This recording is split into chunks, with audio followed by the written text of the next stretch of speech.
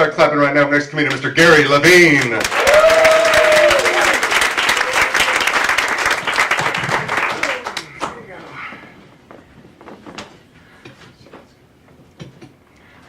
So, anyone that knows me knows that I have a lot of respect for women.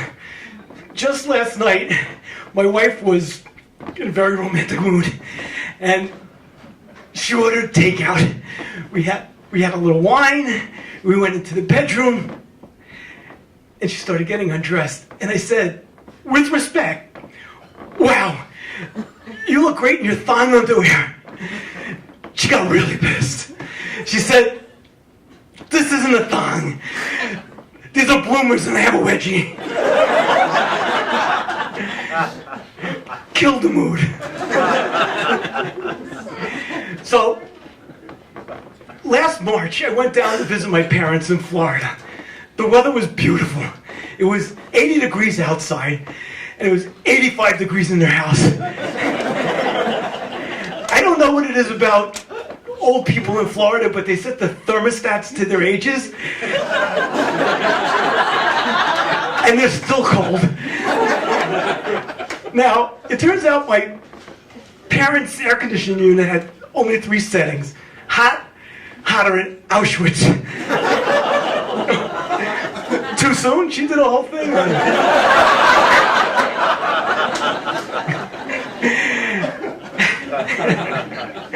Anyway, I had to go down because at their age I needed to have the talk with them.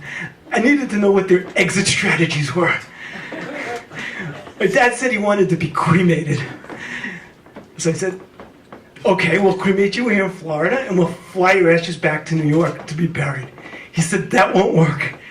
I said, "Why?" He said, "I'm too old to fly." Now, my dad actually died in May, and in accordance with his last wishes, we shipped his remains back to New York via UPS ground. The truck crashed. But thank God my father survived. So I got the word that my dad was in the hospital on Thursday afternoon. I was in Florida on Saturday at 9 a.m. I walk in and my dad's brain dead and on a respirator. I say to my mom, "It's time. We got to let him go." She says, "We can't." I say, "Why?" She said, "We're still working on our marriage." True story, by the way. Now, my father loved to drink. He loved vodka. Every day, 4:30, vodka rocks. So when we got the call at 2:30 a.m., my brother and I, that my father had passed, my brother and I went over to the hospital with a bottle of Smirnoff because we wanted him to have his final drink. So we go into the hospital and we're dabbing his lips and his tongue with the vodka, and the nurse walked in. She said, "What's that?" I said, "Embalming fluid." She said, "Is there anything I could get you?" I said, "Cranberry juice and ice." She brought it. So now my brother and I are partying with my dead dad until 4:30 in the morning, when, I swear to God, she gets on the intercom and goes, "Last call."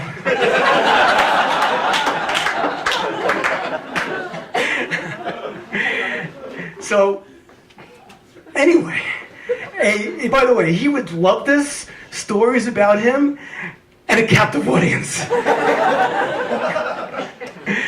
Now, when you turn 50 years old in America, you earn the right to have your first colonoscopy.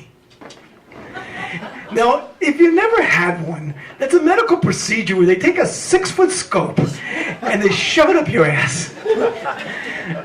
Now, it sounds a lot worse than it really is, although it does sound really bad, doesn't it?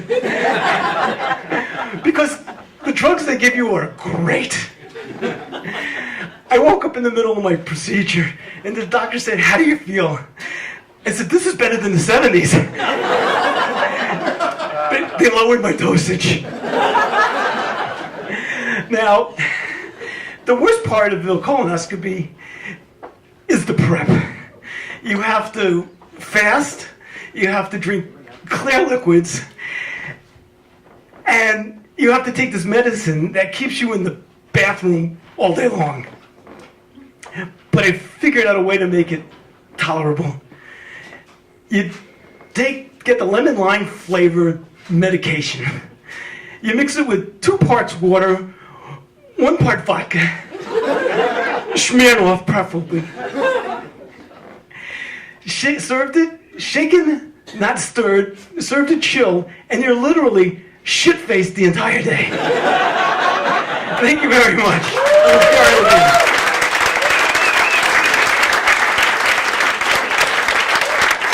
Gary Levine. Give it up for Gary Levine right there. Great job.